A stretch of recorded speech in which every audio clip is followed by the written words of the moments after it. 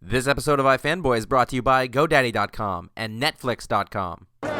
We care about your gaming experience, and you. That's why we're working to make the future of gaming a bright and happy place. Come on, let's go. We're developing the Fear Away.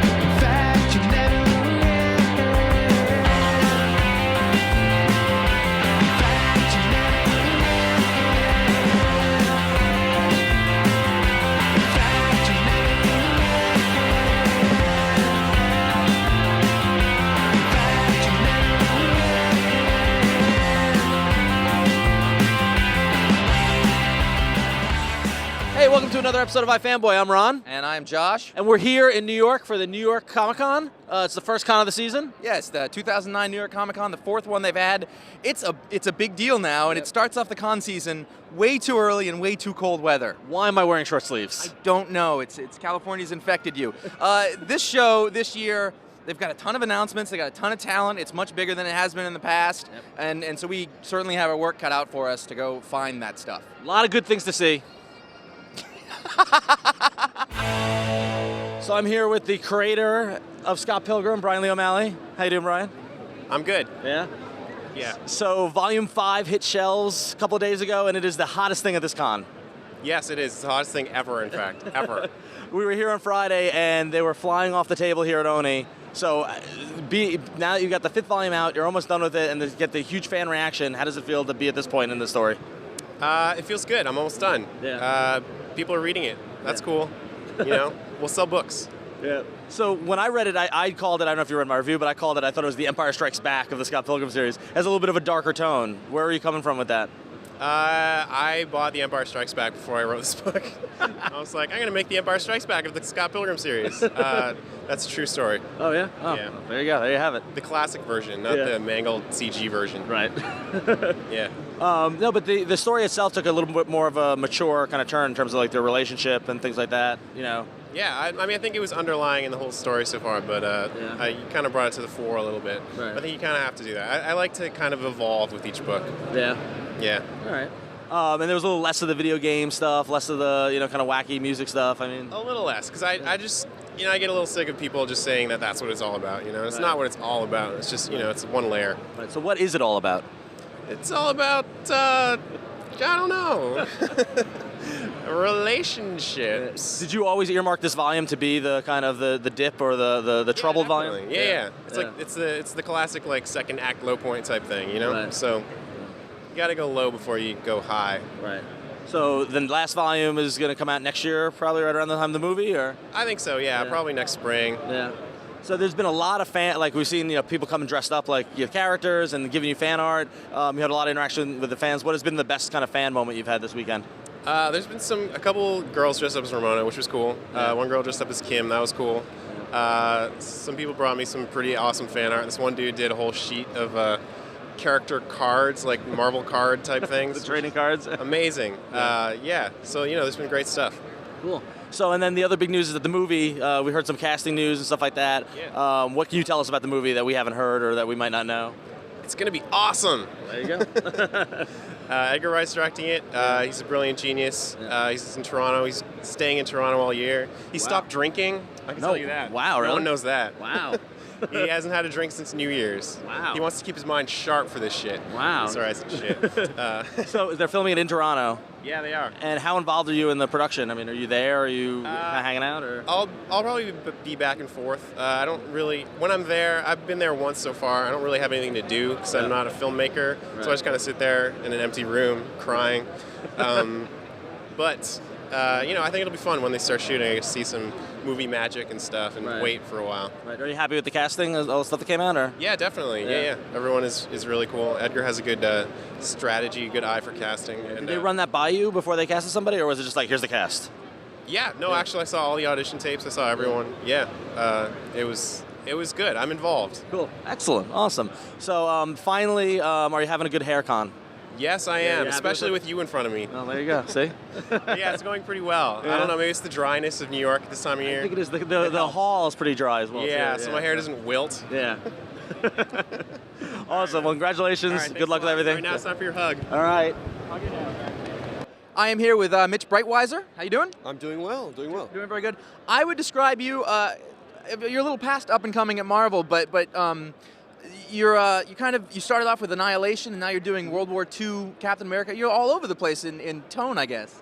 I guess so. I mean, I hope my look is consistent, but I think they sort of found a spot for me doing more retro stories, and I was more comfortable doing that than rather the cosmic Annihilation thing. That was a little outside the box for me, but they got me doing Cap, and then now I'm doing a Submariner, a 70th anniversary special, and it's another like World War II era book, and so I'm sort of found my niche as like the retro guy, but I'm cool with that. I love doing that stuff. Now, your first sort of work at Marvel was Drax the Destroyer.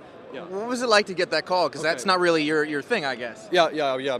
I'm not really the cosmic guy, even though that book is, like I told you earlier, it was like kind of the little book that could. It just, it's been reprinted so many different times and helped kick off the Annihilation. So it was a little weird for me. I got the call from my Marvel editor after.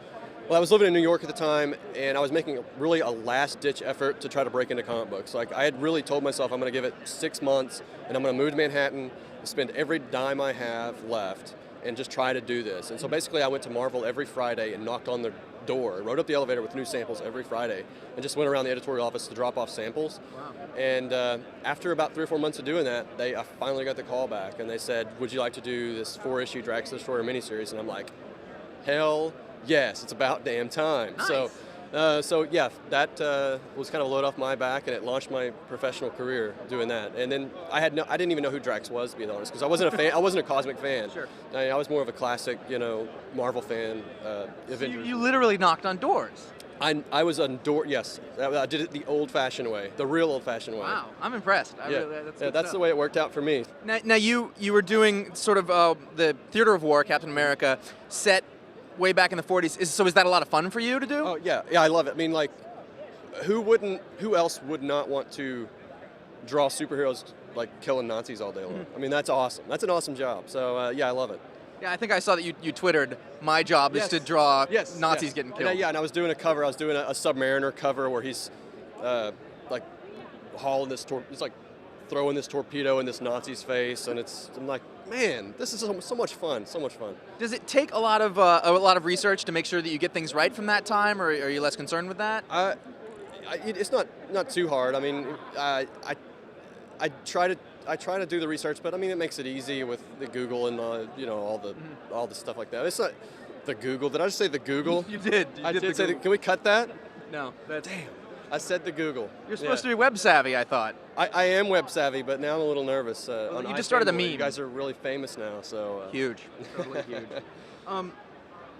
Now, how would you describe your style? It sort of seems to me like you've got, it's kind of a realistic style, I guess. Do you use photo reference for things, or? Yeah, I do as much reference as I can. I wouldn't necessarily call it like photorealism. It's more like maybe naturalist or something like that, where I'm taking. I want the figure to have a very realistic weight to it, but I want to have this brushy quality to it that that has like a sketchy quality. Because everybody loves looking at an artist's sketches, right? I love looking at artists' sketch work. So what I want to do is sort of translate that passion for sketching into the final product. So it has realistic figure weights and shapes, but at the end of the day, it still has this energy of a sketch to it. So that's what I'm looking for. Who were the sort of artists that you really respected coming up when you were sort of learning your style, learning how to draw? In college, I got really into Travis, just like everybody else did, Travis Charest and all that stuff. And then later on, I just discovered the guys that are sitting over there at the Boulevard. Tommy Lee, love his work, and John Paulione, those guys with that sort of heavy, brushy, inky style. I discovered J.G. Jones in in college too, and I was a really big fan of his work and followed him up, through the work he's doing today, which is just phenomenal. A lot of those kind of guys. So you're getting to work on, is this kind of like your dream kind of stuff, the World War II stuff? Like, what would you like to do in the future? Gosh, I mean, anything. Hopefully I'll have a long enough career where I can do them all. I've always wanted to do like a kind of a retro Spider-Man book that's in a more realistic style. It doesn't really kind of fit with the stuff that they've been doing recently, but that's kind of what I think would be cool about it. It's a little out of the box for Spider-Man. I had a blast doing the Uncanny Project with Fraction. That was a lot of fun. So anytime I could visit the X characters again would be fun. And then Namor was in that book, and so now I'm getting to do Namor again, and the response on that book was really positive. So I'm hoping everybody's going to like my Namor project. It comes out in April. Namor's got like a fan base. It's not huge, but people love... It's like Strange. Like he has his own little group of people, and they're very hardcore about it. But hopefully it won't disappoint. All right, as you know, Conor's not here. We're going to need a little extra help. You think you can step up, do some interviews? Yeah. Is there anyone you're thinking, the kind of guy you'd like to talk to, or whoever? Alan Moore? That'd be a good way to start. Alan Moore? Maybe we're going to aim a little lower for the first one. Stanley? We did him last year. I could do Stan. All right. Well, if we see him, that'd be cool. But how about, we're friendly with Mike Norton. He's a good guy. He's an artist. I think you can probably handle that. You think that sound good? He's really tall. It's okay. I can do it. Look up. Yeah. You got... Yeah, it's cool. You got that? Right. Yeah, we could do it like Lord of the Rings. I'll be like up here and he'll be back there. So perspective kind of thing, right? Don't really have an effects budget. Okay. So we're just going to do this straight. Let's do this. All right. Yes. All right, so I'm here with Jay Faerber. How you doing, Jay? I'm all right. How you doing? I'm doing okay. So when we last spoke on our audio podcast, you were talking about the ending of Noble Causes. Yes. Are we over yet, or where are we at? We are over. We are not. Now the book is on my end. It's done. It's going to the printer like next week. So it'll be out in about a month or so, and it's good. I think it's a good. It's not quite an ending, and I kind of end on a sort of cliffhanger that may make people really, really mad. But you want to leave the door open, right? That's kind of intentional. It's I think it keeps true to the soap opera roots is what I'm going for. So I think it'll be pretty cool. So do you have closure at this point, or? I think I'll have closure when it literally is in my hands at the end. But it hasn't quite hit me yet. Not quite yet. So, but your other book, Dynamo 5, seems to still be kicking ass. The last issue just came out recently. Yeah. We had an issue came out just last week, and we've got another issue coming out in 2 weeks. Oh, so wow. We're trying to regain some ground on the schedule. So issue 19 was out just a couple days ago. Issue 0, which is our new kind of introductory 99-cent issue, is out on the 18th. And then issue 20 should be out probably the first week in March, maybe second week. So we're almost back on schedule. Cool. So between the first trade being $9.99 and doing a 0 issue kind of jumping on point type thing, you're doing a lot with this book to get new readers on. We're all about losing money, basically. We're trying to just keep it accessible as possible, and it's 99 cents, and it's a complete story with a big text recap that will bring you up to speed on the series so far, and then it kind of starts to ramp up for issue 25, which will be out later this summer, and it's a big kind of game changer 25th double-sized issue deal with some pretty surprising changes that are going to be long-lasting and will really reinvent the way the book works, basically. Awesome. I can't believe that we're almost up to issue 25. I know, me neither. It feels like I just discovered it. I know. It's pretty crazy. Cool. So I was sitting in the Marvel panel and the War of Kings type thing, and hear your name associated with it. So what's the story with that? Yeah. I'm doing a digital exclusive comic that ties into Marvel's War of Kings event. I'm doing 2 short stories. They're each, I forget the page counts, but they're each shorter stories. One stars Crystal from the Inhumans, and one stars Lalandra, the former Empress of the Shi'ar Empire. And both of whom will have fairly prominent roles in the proper War of Kings story. So my stories take place before War of Kings. They're kind of preludes, and they kind of flesh out both characters and provide a little clearer idea of their motivations and how they see the world and why they're taking the sides they are in this War of Kings. So, and it's a digital only? It's digital only, yep. Now, when they approached you for that, were you kind of like, or was it a little trepidation? Or? Yeah, no, I was fine. It sounds cool. I like they're making a lot of outreaches in the digital realm, and they have other original digital content they've been doing. So I applaud companies for taking the initiative in that respect. So it's pretty cool. Excellent. Well, I can't wait to read it, and I'll keep reading Dynamo 5. Thank So. you. And another digital plug is that my Dynamo 5 collaborator, Mahmoud Asrar, is drawing the Gladiator War of Kings story, which was announced yesterday, which I found out the same day that they announced it. So, communication. It's good. Yeah. Well, I think he was just offered it very recently. So, I wish we could have collaborated on the same story. That'd be kind of neat. But we're all involved in the same. Well, you want to save it for Dynamo 5. We want the good stuff for Dynamo 5. That's true. Yeah, I don't want to cheapen our relationship. Yeah. This episode of iFanboy is brought to you by GoDaddy.com. Web hosting from GoDaddy.com includes 99.9% uptime, 24/7 support, and free access to Hosting Connection, the place to install over 30 free applications sure to help you get the most from your hosting plan and website. If you want to make an impact online, GoDaddy.com has what you need. .com names for as low as $1.99, plus world-class hosting, fast and easy website builders, and much, much more. Please support our sponsors by checking out GoDaddy.com and using the coupon code iFanboy to get 10% off your purchase and to let them know that we sent you. Hank, new intern. I'm Paul Montgomery, staff writer for iFanboy.com. Getting ready for my first big interview with Mike Norton later today. So I figured I need to get ready for this. I need to practice. You're nobody, so I just want to practice on you. So Mike, do you like drawing? Is it fun, or do you just like do it just whatever? Well, I really enjoy just the art, and I just really love. Are you all right? Yes. Okay. Well, I just really. Let me finish. Give me something to work with. Black Canary wears the fishnets. I always wondered, do you have to use a ruler to draw the fishnets on? Because it looks like it's really complicated. Or is it something like the inker does? Let me try that again. I'm going to try the transition again. Or is that something the inker does? Is that something that the inker does? What's going on? Is he okay? I'm trying for optimal distance between your mouth and the microphone. All right, so we're going to try this again. Don't screw it up. It's not that hard. Just answer the questions. Give me stuff to work with, all right? All right, so Mike, do you like drawing the book? Mike, do you like drawing the books that you're drawing? Your hand is in the small of my back. Can you get tea for me? Will that work? Is that something you can do without screwing Mr. up? Paul Montgomery, let me get you tea. Son of a bitch. Go, just go. See, and look, he went. It worked. I'm so ready for this. I'm here with Joe Kelly. How you doing? Good, thanks. How you doing? We talked to you most recently in San Diego, but even since then, there's more stuff to talk to you about. At that point, I Kill Giants had just come out, and the book is now, all the issues have come out, and you got a really good response to it. Like, how did that feel to see it resonate? It's been fantastic. I mean, Giants is super, super near to my heart. I really care about that book, and the fact that people are responding so well to it is just wonderful to me. And I mean, I kept hearing stories about people like tearing up, like people reading it on the bus on the way home. I mean, Did you know you were doing that when you were putting it together? I was hoping that was going to be the case, because it's probably one of the few things I've ever worked on where every time I do it, I would go at the plot, I get weepy. You know, when I'd see the pencils, I'd get weepy. You know, so I was really happy to hear that people are responding in kind. You know. And then you've got all these other books that have nothing to do with one another. If I were to, say the same person was writing all these books, it would be unusual. So Four Eyes is another book. How would you describe that? Well, Four Eyes is a story about a kid who, it's a revenge story about a kid who's going up against a gangster because his father is killed.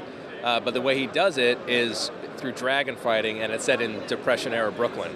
So it's like this very trippy, but very, very grounded story about dragons running around New York in the 30s. Yeah, it was really like you flip that page and you see like the big dragon. And I remember that the first time I did that, art is stunning. I mean, where'd you dig up that guy? Oh man, no, Max Fiumara. He's from Buenos Aires. I met him down in Argentina, and he's unbelievable. And I knew he was a good artist. And then I think he sent me like a Christmas card that was in a slightly different style. And I was like, can you do this like mix of cartoony and realistic? And he's like, oh yeah, this is how I prefer to draw. He had done some work on Infinity Inc. Like what you see in his mainstream work versus this are night and day. It's incredible. Yeah. So his stuff on Four Eyes is amazing. And luckily, that art is helping the people who have to wait, because unfortunately we've been a little slow on the book, which I take responsibility for, but it's beautiful, so hopefully people feel it's worth the wait. Now, how long does that series go on for? You know what, it's not open-ended. I mean, it has an ending, but it's going to be a longer series, like kind of a maxi. Okay. You know? And then just recently, Bad Dog, and another Image title came out. Now, I haven't had a chance to pick this up, but from what I hear, it's dirty. Is it very dirty? It's very dirty. The dog is very bad. Bad Dog is about a bounty hunter who happens to be a werewolf. who doesn't like people very much, so he never turns human again. And it's raunchy, and it's kind of like the book that when I found Preacher for the first time and started reading that, those seeds planted for this book. This is the book that I would want to give to Garth and be like, here's my testament to your work. It's pretty fun. I mean, it's dark comedy. Did you ever do anything in it and think, oh, I can't do that, and then just go for it? Yeah, and the first issue, is not as bad as it gets. There's some pretty nasty stuff that's coming down the pike, and it's fun. I mean, it's all the stuff I love. It's werewolves and bourbon and swearing, and it's great. We love werewolves and bourbon. Yeah. Never heard those together. And then, if I'm not, there's still another book. There's a Vertigo book coming out. Right, Bang Tango. It's a 6-issue crime story. And it's, I can't exactly tell you what it's about. There's another sort of revenge element to it, but it's about a guy who used to be like a leg breaker for the mob and had to go on the run because of a mistake he made, and his past catches up to him. But it's got kind of a twist on the last page of the first issue that hopefully will shock and awe. Is it hard to pitch a book when you can't say what it's about entirely? Cause it is. I could say it when I went into Vertigo, but yeah, I can't, because it's sort of the big hook of the thing. It's a weird one, it's really like deconstructing a gangster through like sex and violence, So you've got a ton of work coming out. I mean, if you've just been incredibly busy for the last year, it's pretty amazing. It's a combination of things. I mean, some of the stuff had been not in the drawer, but like alive, but not being drawn for a while. Where I had written like Giants, I'd written quite a while ago, until I met Ken, and we had taken our time with that. Where we solicited it after he had drawn a lot. As opposed to like Four Eyes, which is a little bit more ongoing. Bad Dog, I'm writing as we go. So, and Bang Tango was pitched a while ago also. I actually wrote that a while ago. Is there anything else? Have I missed it? Because that's a lot of stuff. My kids' book is going to come out this year. Douglas Fredericks in the House of They. And that comes out with Ben Roman. Image is putting that out also. And it's another book that's actually been literally finished for a year at least. It's just been waiting. Partly to figure out like book market versus direct market, stuff like that. But it's ready and it's done, and I can't wait for people to see that too. And then on top of all of that, you're doing Spider-Man too. And then there's Spider-Man, yeah. Wow. And animation. Are you buying a boat? Yeah. So I have a little tugboat. Spider-Man. My art comes out in May with Phil Jimenez, and it looks fantastic. It's called American Sun, and it's playing with a lot of the big pieces, so I'm excited. It feels like from everything Spider-Man is in a new era, I guess. Do you feel that invigoration working on the books now? I guess the new epoch is that Spider-Man isn't married anymore, does that make it like exciting and fresh again, I guess? Oh yeah, sure, but for me, I mean, it's Spider-Man, so I was always really excited. I mean, it's one of the mainstream characters I love, I really care about. Had not had the opportunity to really write. I did just one short story a bunch of years ago. So I was pumped no matter what. And then to get to come in after Brand New Day, and even with the controversy, it's sort of exciting to step into the storm, and everybody's great. It's smart writers, great artists, editors are fantastic, so we're having a really good time. So I'm here with Jamie and Kieran, the creative team behind Phonogram. How are you guys doing at the end of the day at the con? Not bad, bit tired, but all right. Miserable and upset. Yeah. Yes. Just general disposition, negative? We just completely got confused when we're meant to be doing a signing. So there's a big sign saying we're signing between 3 and 4, and we've been wandering around not at our signing because we must have got confused. It was a roving signing. People had to come and find us. If anyone sees us, you can grab us and make us obey your will. But only between the hours of 3 and 4. You need to say the magic word, which is iFanboy. I'm an iFanboy reader. I want you to be my slave, and then we just do stuff for you, whatever you like. So this is the first con you guys been out since the first issue of the second series of Phonogram came out, right? How have you been, or at least in America for us? I know, because really we're all that matters. Yeah, absolutely, right, absolutely. So let's be straight. So how's the reception to the second series been? Really good so far. Yeah, ecstatic. Yeah, we've fooled everybody. We've tricked them with our magical comic. It's like, people think it might be a bit clever, so they just assume it might be good. Yeah. And then they say nice things just to appear to be cool. Yeah. It's our special magic trick. Yeah. But no, the reviews have been much better than the first series. And the first series didn't really have bad reviews either. It was a bit of a different format this time around. Can you kind of, in your words, what is the new format? Well, pink cover. Yeah, pink cover. Yeah, we're appealing to the male the readers. We knew that we decided to follow the things the major publishers at DC and Marvel. When they actually got a book they know needs to sell, pink cover every time. The idea is it was 7 issues. It's also in a single nightclub. Each issue follows a different character who in the nightclub, and each of those single stories is their perspective. So in other words, it calls a larger structure that gives the idea what actually was going on, plus these individual stories, which basically have their own tales of what music really does mean to people. And as well as that, we've got like our standard sort of essays where I just rant a lot, which is what I'm doing right now. And also we're doing like 6 pages, like 2 backup stories by other artists who we've twisted their arm into obeying our will, much like you could do with the iFanboy password. And that allows us to show something else to the world. And that's that kind of structure. The idea it's sort of like a comics magazine sort of vibe. Though I promised I would never say the phrase comic magazine, I've just turned myself into a liar again. You've ruined everything. It's true. Everything. Literally, it's the best value comic in existence currently, I believe. Yes, it is. Isn't saying much at the moment, I know. No, but yes. So the first series was in black and white, and this series is in full color. Yes. How has that been for you working with the full color palette? Fantastic. Matt Wilson, who's coloring, is doing an absolutely amazing job. Yeah. And he was my colorist on Suburban Glamour as well. Yeah. And we're loving it, really. It's really a nice chance to kind of expand the kind of... I think people expected it to be black and white, I think. A lot of people were surprised when it was in color. And it was like, well, the first series was black and white for a very specific reason, to do with the aesthetics of the whole thing. And this one, we did want it to be a big, colourful pop object kind of thing. So... Yeah. It's been fantastic. And you're coloring with your art specifically is because you're doing some stuff in Marvel, and the different colors are coloring, and it looks different. I mean, the color. It's interesting how color really affects your work. Yeah. How much do you talk to the colorist, or? Oh, with Phonogram, like all the time. Yeah. Like he's very much. I mean, he's brilliant. He can take it in places that I wouldn't be able to do it, but he's very much following the aesthetic that I want for it. Right. The Marvel stuff, they color it to, I guess like a standard Marvel way, style. Yeah, absolutely. Which is what you want for that kind of comic. So it's cool to see the different types, though. It really does make it look different each way. So a couple weeks ago, you guys did a blog post on the Phonogram site about when the next issue would come out. It was really interesting because I think it spoke a lot as people talk about the business and stuff like that. Yeah. Putting it out as a monthly issue versus just doing it all and collecting it as a trade. Do you think that's a direction you guys would go in down the road, or are you still going to stick to the monthly issue format for a future series, or? Well, we've been talking about it. For this series, we did as specific reasons for it being singles. Each one's a different story. When you read it as a single issue, it reads differently to when you read it as a trade. And with this, it will affect your perception of each person's story.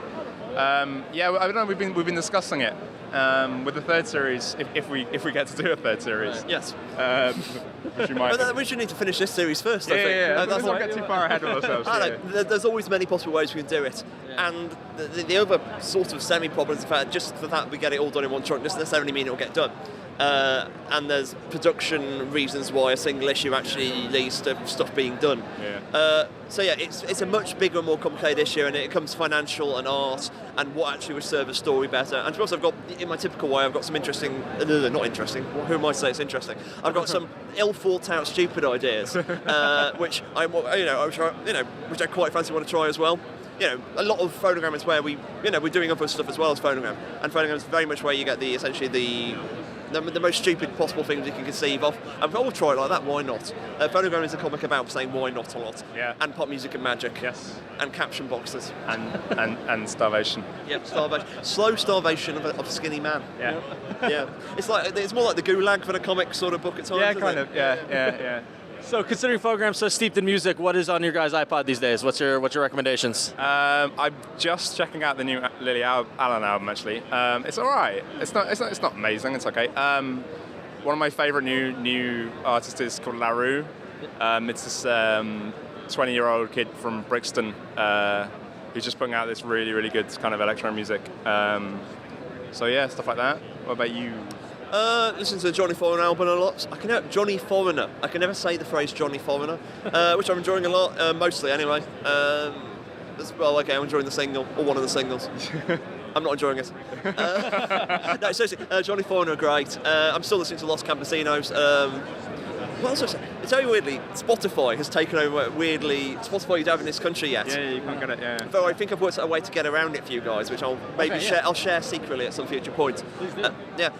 It's out there. I'm just going, this is not of old PJ Harvey, because she's got something new coming out as well. Yeah. But I've just turned down the opportunity to interview PJ Harvey because I can't actually get there. It's annoying because she's somebody who was this big iconic figure in a pink cat suit on one very weird Glastonbury which sort of changed the inside of my head. And I lost my virginity to a PJ Harvey record even, so it would have been a good Thanks one. Yeah. It was us together. One thing led to another, slid into the CD, you know. Yeah. Beautiful, beautiful times. I didn't expect that. Me neither. They say, who would expect it? Yeah. You know, it's like we were slightly drunk, I met. Okay, I was drunk, it was a record. It was there like glinting at you in the half light. Yeah, and I just thought, why not? This is my night. All right, well, have a good con. If I find a nice record, I will. People say Phonogram is about the love of records. They don't know. The literal love of records. And stop. Thanks to Netflix for sponsoring this episode of iFanboy. With Netflix, you can rent over 100,000 titles online with free shipping both ways to your home. They have over 40 shipping centers, so almost all deliveries happen within just one business day. If you have an Xbox 360, they're streaming to that. If you have a PlayStation 3, then you can get Blu-ray titles. So there's all sorts of ways that you can use Netflix. The Netflix plans start from just $4.99. As a new member, you can get a free, no-risk 2-week trial. Check it out at www.netflix.com/iFanboy, and don't forget to use that www when using that code. All right, I'm here with Mike Norton, artist of Green Arrow, Black Canary, and Trinity. How you doing, Mike? I'm doing good. How about you? Having a good con? Good, yeah. Yeah, it's great, great. So how is it to do all the characters in Trinity? Well, I don't know. I get my part is not really that big when I... Richards! What the fuck are you doing? What are you doing? There's a kink in the cable. This is not professional at all. I had to fix the cable for the audio. This is my first interview. I'm trying to interview this, and you are walking through. What are you doing? I just had to fix the cable, man. It was just, it doesn't work. We can't get the audio. Tom Caters wouldn't do this. He probably would do this, but he'd do it funny. What is wrong with you? I just trying to work it out, man. Oh, great. You're the worst thing about comics media. Take your mutton chops, get in your PT Cruiser, and PT Cruise on back to San Francisco. All right? Get lost. Get out of my shot. You're not. Our professional career is over. I'll see you at the party tonight, but you're not. Me and you, professionally, done. Those novelty shots of us at Colonial Williamsburg with our heads in the stockades, I'm keeping those. But professionally, done. That's it. All right. So Black Canary wears those fishnets. Do you use like a ruler for those? I'm here with Tony Daniel. How you doing? Very good, sir. Now, we were just discussing, you're sort of the Grim Reaper of characters, it seems. Any book I'm put on, no one's safe. Yeah. Somebody's going to die or be carted off in a casket or taking a dirt nap. Now, you don't have to take any of the blame for that. When Bart went down, you didn't write any of that. It was an editorial mandate that Bart must be killed. Okay. But I was called in specifically to kill Bart. Really? They needed it. They needed the right emotion. They wanted it portrayed in an emotional manner, and it's very privileged to be thought of as that person, and I did the best I could. So that worked out pretty well for you, because then you ended up on the very high-profile Grant Morrison Batman story, R.I.P. Now that was a fairly complicated story, and I remember reading it thinking, what must the scripts be like? What must it be like for you to get a script like that and then have to translate it into something that people can easily understand? So, I mean, how would you speak to that?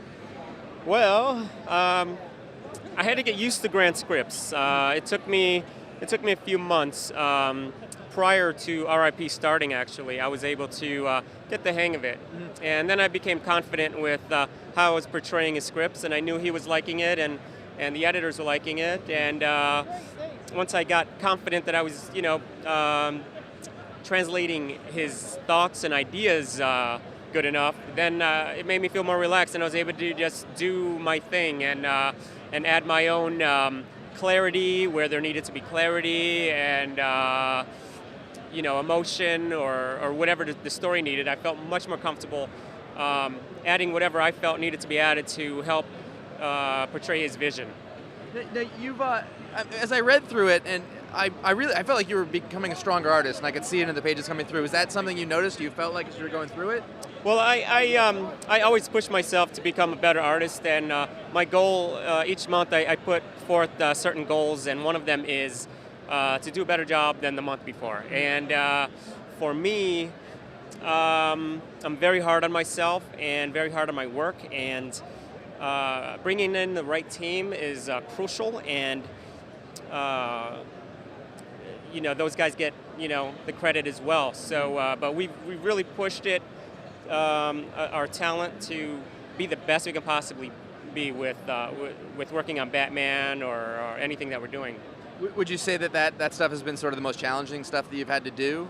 That is the most challenging book that I've done. Well, until now, Battle for the Cowl I'm doing is pretty challenging. But I'm the writer and artist, so I know what I want. Whereas working for Grant Morrison, it's hoping to translate his thoughts and ideas. So it was very challenging because Grant's story was so complex, and there's pieces and moments where if I don't capture it just right, you can be totally lost. Mm-hmm. So hopefully, everybody's happy with how it read. Well, let me ask you that you worked with Jeff Johns, and then you worked with Grant Morrison, and then now you're going to work on your own scripts. Is that you got a lot to live up to? I've been dying to work with myself. Right. Yeah. For me, I learned a lot from working with Jeff Johns and the hard work that he puts into his own crafting of a story, and Grant Morrison, just the scope of his ideas. I think naturally some of that rubbed off on me in terms of at least my approach. But I've also, I've been working, on my own techniques and been, writing on the side or, keeping my skills from being rusty by doing screenplays or trying to get something set up. It's a good opportunity for me, and I'm taking advantage of it, and I'm happy to be in this position. Now, how did it come up? Did you pitch to do the follow-up for this story? Well, what ended up happening was they didn't have a writer pegged yet, and they asked me who I wanted. And I named a few names. I raised my hand. I named a few names, and the names that I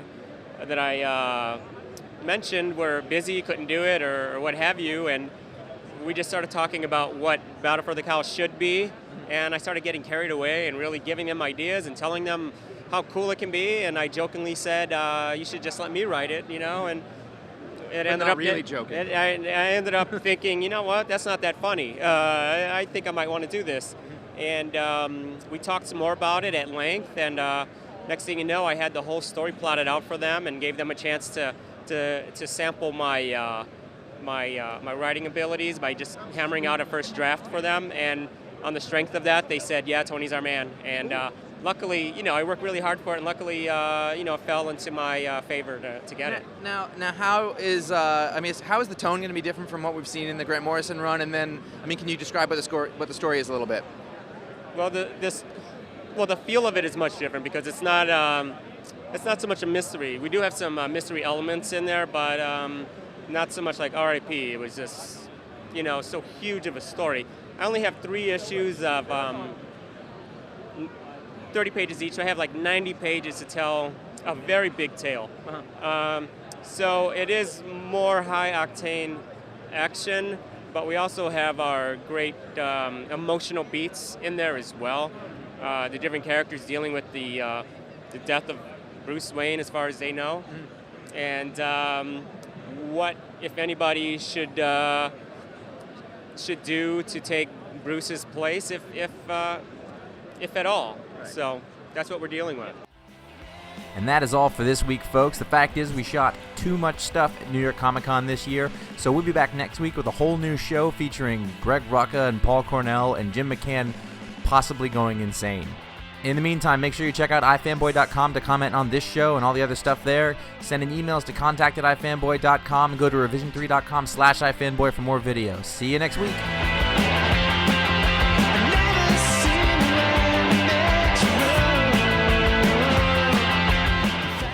So how'd it go? I missed the interview. I think it went great. We're fine.